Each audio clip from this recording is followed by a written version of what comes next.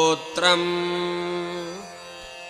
अस्य श्रीशनैश्चरसहस्रनामस्तोत्रमहामन्त्रस्य काश्यपर्षिः अनुष्टुप्छन्दः शनैश्चरो देवता शं बीजं नं शक्तिः मं कीलकम् शनैश्चर प्रसाद सिद्ध्यर्थे जपे विनियोगः शनैश्चराय अंगुष्ठाभ्यां नमः मन्दगतये तर्जनीभ्यां नमः अधोक्षजाय मध्यमाभ्यां नमः सौरये अनामिकाभ्यां नमः शुष्कोदराय कनिष्ठिकाभ्यां नमः।